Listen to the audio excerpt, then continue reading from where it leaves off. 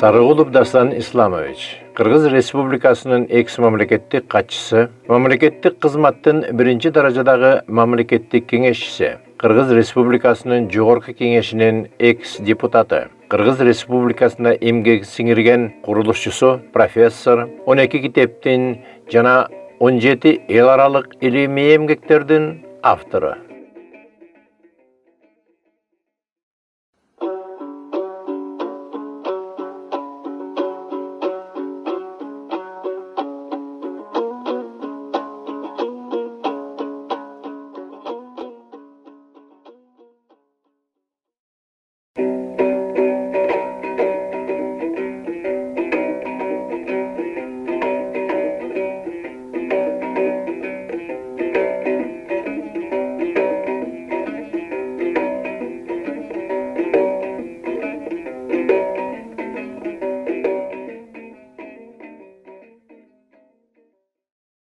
Arabasın arı Kırgızım. Kırgız elinin sivilizasiyaga koşkon birden bir çoğun salımı bu astronomiya ilim bilimi ekenin aykelendarı jönde uğup keletağız Dastanaga. Uşul yıldızlardan Kırgızlar jerde türüp kök menen süйлöшкөн деген gep бар da. Yıldızlardan, ürkör yıldızdan gelgenbiz, tiyaktan gelgenbizden, asmanda yıldız köp, jerde Kırgız köp. Şu dağı kanday baylanışları var? Bu ötü zor bilim. Yani Kırgızlarga taandık ekenin daha bir belgisi Ulukbek bababız Kırgız bolgon, men kalpak menen oturgan süretlerini kitepke jarıyalagam. Ulukbek bababız asmandagı yıldızlarının kartasını tüzüp ketken. Bu 15. yılımda. Oşol karta uşunça tak tüzülgön, bugün önükön ilim, astronomi ilimi. Ağa tolukta özgörtü girgiz algan yok. Bu bilim bizdin babalarыбызга, Kırgızga taandık bolgon üçün Ulukbek bababız uşu kartanın bарын, yıldızların bарын көрсөткөн, кайсы yıldız кай жерде, жылдын кайсы мезгилинде табылат деп, ошо карталар бүгүн дагы мына айга учуп барса дагы, космоска учуп барса дагы, бүгүн дагы ага өзгөртүү, толуктоо эч ким жасаган эмес. Көрдүңүзбү? Эми жакшы билесиз, Улукбек бабабыздын так талаштан өзүнүн Абдулатиф деген баласы башын кескен. Өз колу менен кескен эмес. Özünün jokeri bolgon Миңбашы Улуту Перс. Ошого тапшырма берип, Улукбектин башын алган, анын сүйөгү көстөнүндө казылганда, моюнун сүйөктөрү кыйылганы көрүнүп турат. Улукбек бабабыздын астрономия илимин ушунча тереңдикте билгени, ошол далилдеп атат. Түпкү билим Хакасияда башталган. Ал эми эмне үчүн Хакасия башталган? Себеби кендик шырата. Терде түндүккө жакын. Ошон үчүн абанын катмары жукараак. Тоодо барсаң, жылдыздар кол сунуп туруп, кармайлагандай болуп көрүнөт, туурабы?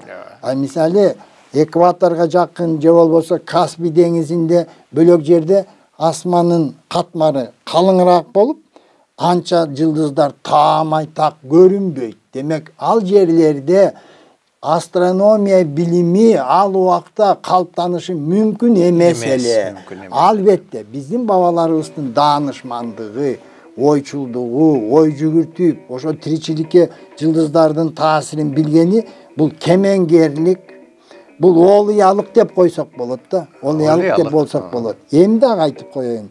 Munogu kitabımda, munogu olumda Труды Киргизской археолого-этнографической экспедиции деген эмгек. Бул качан чыккан? Бул 1959-жылы чыккан. Бул эмнеге арналган? Бул бүткүл союздук конференция болгон. Фрунзада өткөн. 1956-жылы өткөн. Bir жумага созулган. Бул негизи кыргыздарга гана арналган. Кыргыздардын калыптанышы, баш сөөгү кандай болгон, kol önörçülüğü kanday bolgon, sanjıra, targı, kalptanışı. Şu yerde öte manili biz üçün malumat almınday. Margulan degen tarıkçı bolgon, hazır Kazak Respublikasındagı Tarih İnstitutun Маргуландын атын берген. Мына ошол өзүнүн докладында 1956-жылы мынтип айтып атпайбы? Древние кыргызы были создателями циклического календаря на 12 лет, каждый из которых носит название животных. Это собственное изобретение кыргызов может быть единственное явление, упоминаемое историей, которое заслуживает особого внимания. Биринчиден, мүчөл жыл календар жана 12 айванаттын аты менен. Бул кыргыздарга таандык, бул Кытайга таандык эмес. Муну Маргулан айтып атат, мен айткан жокмун. Ал мына илимий эмгекте турат. Андан тышкары өтө көңүл бура турган иш деп атпайбы? Ооба, өзгөчө. Ошондо эмне үчүн биз билбейбиз муну? Биз эмне үчүн балдарга муну айтпайбыз? Окутпайбыз. Депутаттарга муну айтпайбыз? Эмне үчүн биз муну менен сыймыктанбайбыз? Улукбек кыргыз экенин билбейбиз? Улукбек бабабыз калтырган астрономия билими ошол 50.000 жылда өнүгүп келип, эң бийик ту чокусуна жеткендин далили болуп турат. Улукбек бабабызды башы кыйгандан кийин а кишинин жанагы астрономия аспабы, жанагы секстант, мунун баары талкаланат. А кишинин эмгектери жокко чыгарылат, жок кылынат мындайча айтканда. Ошо кишинин асмандагы жылдыздардын картасын ким сактап калды?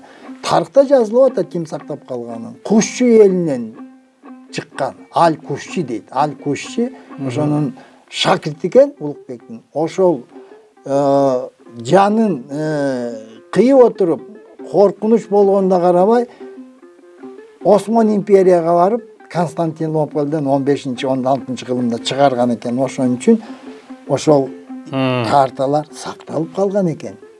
А болбосо сакталбай калмак экен. Көрдүңүзбү? Эми дагы бир маанилүү, мен тереңдетпей эле коеюн, өтө маанилүү маселе. Бүгүн дагы жылдын абалын, аба ырайынын кандай билсе болот. Бүгүн дагы бабаларыбыз айтат, Сумбула тууду дейт. Сумбула тууду деп айтат. Же болбосо Тараза жылдыз чыгып калыптыр дейт. Мунун мааниси кандай? Мааниси өтө терең, тиричиликке өтө маанилүү. Сумбула жылдыз деп бул жылдыздар тобун айтат. Аны астрономия спиканы деп жылдыздар тобу деп. Бир топ жылдыздар 12-13 жылдыздар, бирок июлдун аягында, августтун башында бир жылдыз кошулуп калат топко. Бир айдан кийин кайта ал жылдыз көрүнбөй калат. Биздин бабаларыбыз ошо жылдызды тууду деп койгон.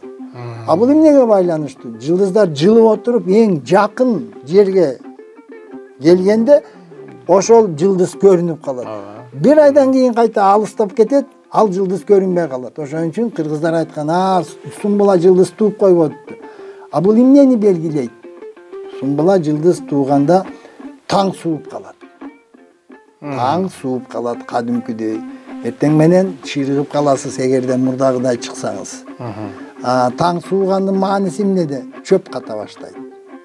Чөп ката баштагандан кийин оторлоп тетиги мөңгүлөрүн этегине чейин малда айдайт. Себеби бер жакта чөп ката баштайт да. Дагы мааниси эмнеде? Сумбула жылдыз кээде 10 августта тууйт, кээде 5 августта, кээде 1 августта, кээде 25 июлда тууп коет. Бул эмнеден кабар берет? Күз эрте келет деген сөз. Күздүн келиши Сумбула жылдыздын асманга чыкканына түздөн түз байланыштуу. Быйыл жаз кеч келди. Кыш кандай болот алдынан? Ошол жөнүндө бир барбы маалымат? Бар, абдан бар маалымат. Бул таң сууганын айтып атам. Тараза жылдыз чыгып калыптыр деп коет. Бул өтө маанилүү кыргыз үчүн. Тараза жылдыз. Тараза жылдыз асманга чыкканда көрүнүп калгандан кийин бул эртең менен сууга колуңузду сала албай каласыз. Чыдабай каласыз. Суу муздап калат. Мунун мааниси эмнеде? Жылкы тараза жылдыз чыкканга чейин эттенбейт. Чымын чиркей жүдөтөт.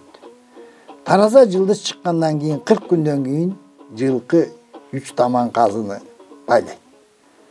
Демек, мал чарбага түздөн түз тиешелүүбү, өтө маанилүүбү? Качан жылкы сойгонго жарап калат. Ошон үчүн тараза жылдыз дагы эмнени кабарлайт? Кыш качан келерин көрсөтөт. Так таңбай. Мына Григориан календары булар ай менен жылдыз менен иши жок. Бул календарда. А биздин бабаларыбыздан калган ай календар эмнени көрсөтүп турат? Мисалы, азыр деп коелук 15-ноябрь деп коелукчу, 15-ноябрь. А тараза жылдызды карасаңыз, ал төбөңүзгө келип калды. Демек, тараза жылдыз айтып атат, кыш теңелди дейт. Демек, жылдыздар боюнча 15-ноябрь эмес. Жылдыздар боюнча 15-декабрь. Өтө маанилүү маселе. Эми кыш теңелип калса, анда кыш эрте аяктайт, жаз эрте келет деген сөз. Көрдүңүзбү биздин бабаларыбыздын даанышмандыгы, акылмандыгы, көрөгөчтүгү, олуялыгы. Эми дагы бир өтө маанилүү маселе, үркөр жылдыз качан батат? Кыргызда сөз бар. Үркөр батат, соко жатат дейт. Эмне үчүн? Себеби үркөр баткандан кийин айдоо сепкен өтө опурталдуу. Кар астында күсүндө күз эрте келет. Кардын астында түшүмүн калып калышы мүмкүн. Ошондой коркунуч зор. Ошон үчүн үркөр баткандан кийин бабаларыбыз айдаган эмес. Сепкен эмес. Мына быйыл качан үркөр батты? Өтө маанилүү маселе.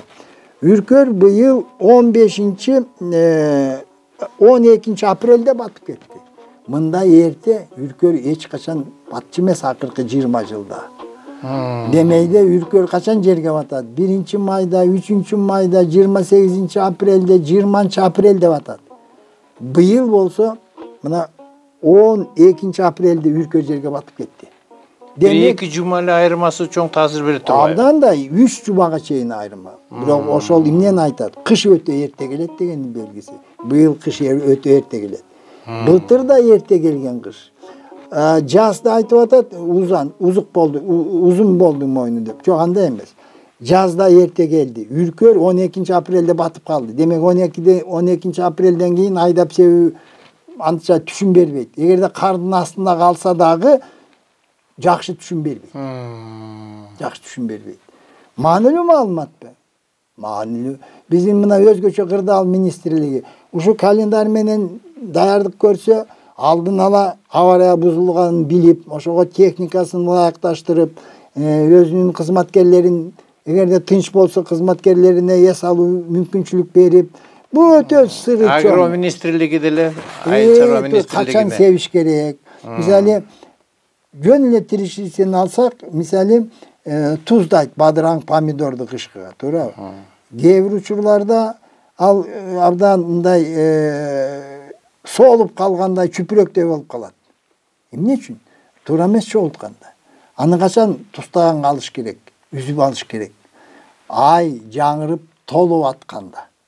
Ай толгонго жакыныраак күндөрдө алсаңыз, абдан шиирелүү, абдан даамдуу, жагымдуу помидор, жагымдуу бадыраң болот. А эгерде ай толуп бөксөргөндө аны алсаңыз, ал чүпүрөктөй жагымсыз. Мен мисалы эмне үчүн талаачылыкта биздин бабаларыбыз ушуну менен тиричилик кылган.